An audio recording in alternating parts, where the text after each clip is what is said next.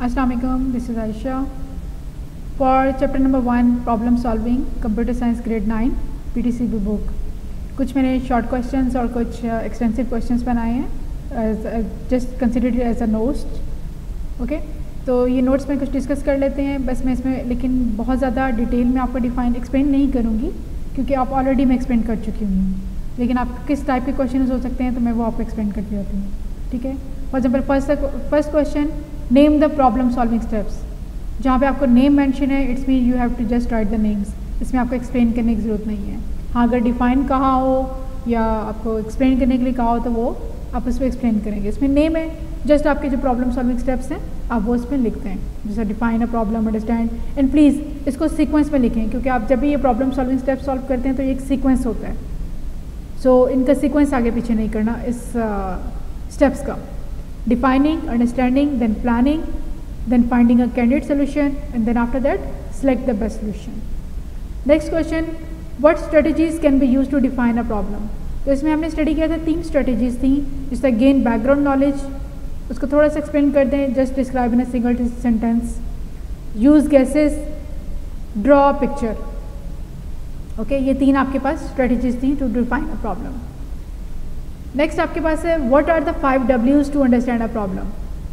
अगर इसमें एक्सप्लेनिंग का कहा हो, अगर सिर्फ नेम का कहा हो तो आपने जस्ट नेम करने हैं. अगर एक्सप्लेन कहा हो तो आपने एटलीस्ट 1 सेंटेंस लिख देना है, जैसे what is a problem, who needs it, why you need it, and when it is required, where you have to submit it. So आपने इसको 1 सेंटेंस में कर देना है. ठीक है, अगर खाली नेम है तो आपने जस्ट ये नेम डिस्क्राइब कर देना है. नेक्स्ट है name the different strategies to solve a problem. तो इसमें हमारे पास 4 स्ट्रेटजीज थी. डिवाइडेड, नेम यहाँ पे है तो मैं जस्ट नेम मेंशन कर रही हूँ. Divide and conquer, guess, check and improve, act it out, prototype. Next है what is divide and conquer strategy. अब अगर इसी में आपको एक्सप्लेन कहा गया हो तो आप इसी सेंटेंस को इसके हेडिंग के बाद लिख सकते हैं. तो ये शॉर्ट क्वेश्चन थे इसलिए मैंने सिर्फ शॉर्टली इसको एक्सट्रैक्ट किया. तो इस स्ट्रेटेजी में क्या होता है, डिवाइड करते हैं आप कॉम्प्लेक्स प्रॉब्लम को इनटू स्मॉलर प्रॉब्लम्स. प्रोटोटाइप में आप क्या करते हैं, to draw pictorial representation. Candidate solution आपका क्या है, just a minute please. Candidate solution it refers to something spontaneous, unplanned. इसमें क्या होता है कि जितने भी आपके पास पॉसिबल सोल्यूशंस हैं जो सारे एक राइट सोल्यूशन की तरफ जाते हैं, जो आपके पास डिफरेंट वेज हैं वो फाइंड आउट करते हैं. ठीक है, देन फ्लो चार्ट क्या है, द ग्राफिकल रिप्रेजेंटेशन है किसकी, स्टेप्स की to solve any problem. Visual communication है. एडवांटेज क्या है for drawing a flow chart to show steps in process. अगर हम फ्लो चार्ट को करते हैं स्टेप्स प्रोसेस दिखाने के लिए तो ये क्विक होता है, ये मोर इफेक्टिव होता है टू विजुअलाइज एंड वेरीफाई करने के लिए कि आपका सोल्यूशन करेक्ट है या नहीं. ये ज़्यादा इफेक्टिव है as compare to algorithm. Flow chart आपका. Let's continue. Sorry,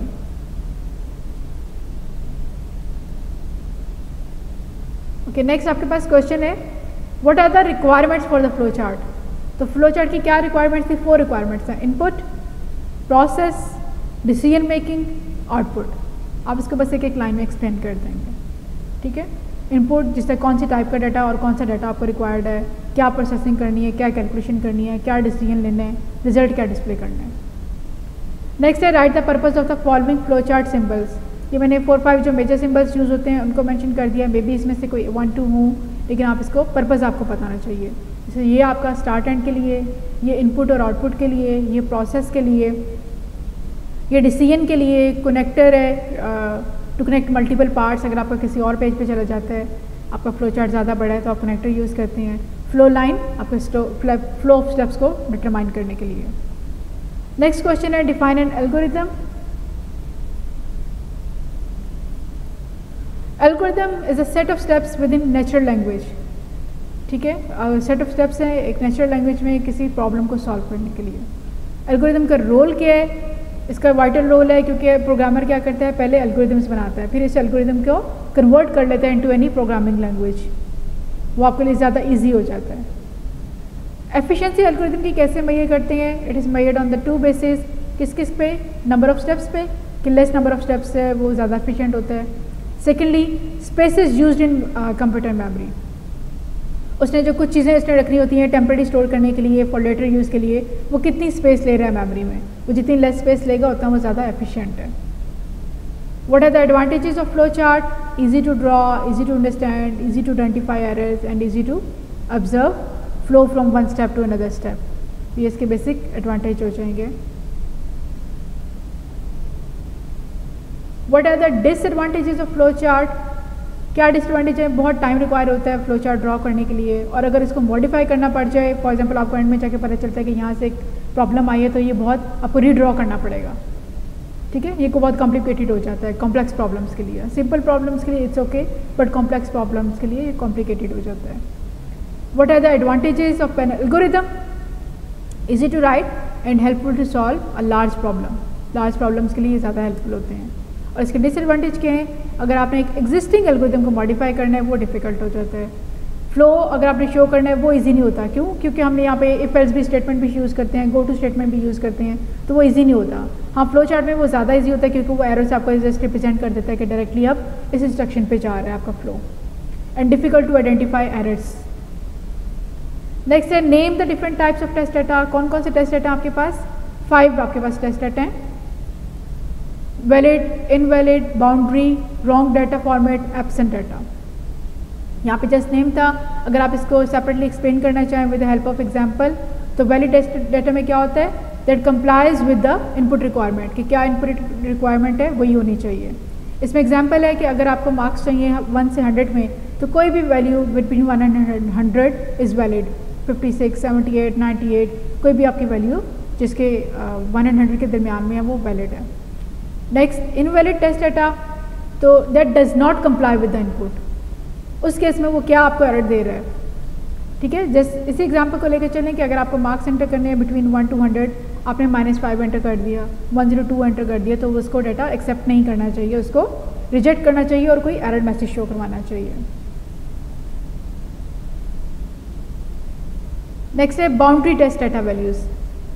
solution is tested on extreme values, जो आपके एक्सट्रीम की बाउंड्रीज पे जो वैल्यूज़ होती हैं.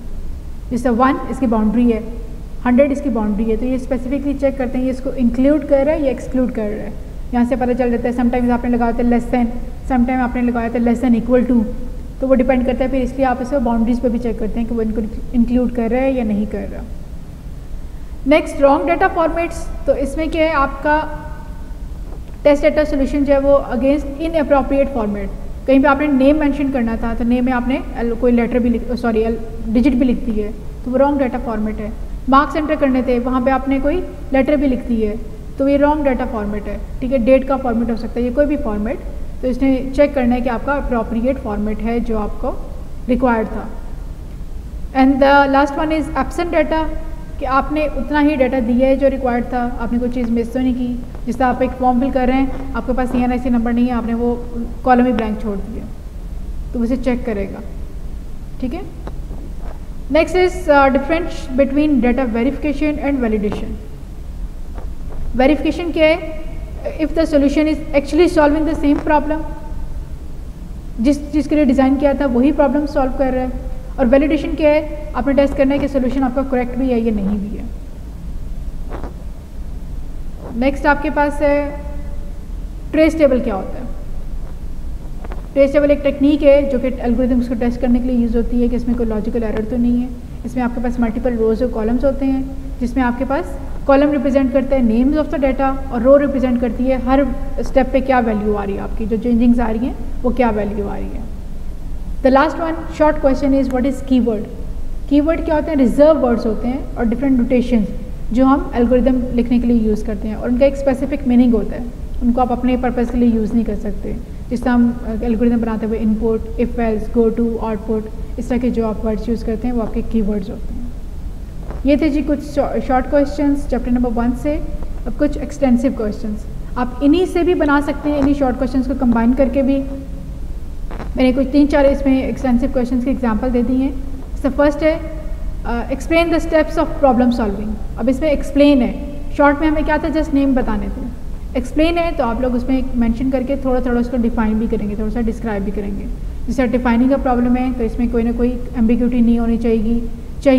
आप इसमें डिफरेंट स्ट्रेटजीज यूज़ करते हैं, जैसे गेन बैकग्राउंड नॉलेज है और यूज़ गेसेस है या ड्रॉ पिक्चर है. ठीक है.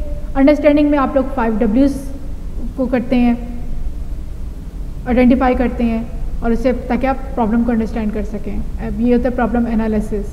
थर्ड स्टेप है प्लानिंग। तो एनालाइज करने के बाद आप कोई ना कोई सोल्यूशन प्लान करते हैं। उसके लिए भी आपके पास डिफरेंट स्ट्रेटजीज यूज़ होती हैं, जैसे डिवाइड एंड कंकर है, गेस एंड चेक है, एक्ट इट आउट है, प्रोटोटाइप है। तो ये आपके पास डिफरेंट प्लानिंग टेक्निक्स यूज़ होती हैं। फोर्थ स्टेप है कैंडिडेट सोल्यूशन। आप फाइंड आउट करते हैं कि कौन कौन से मल्टीपल वेज हैं, करेक्ट सोल्यूशन कहाँ कहाँ आपको मिल सकता है।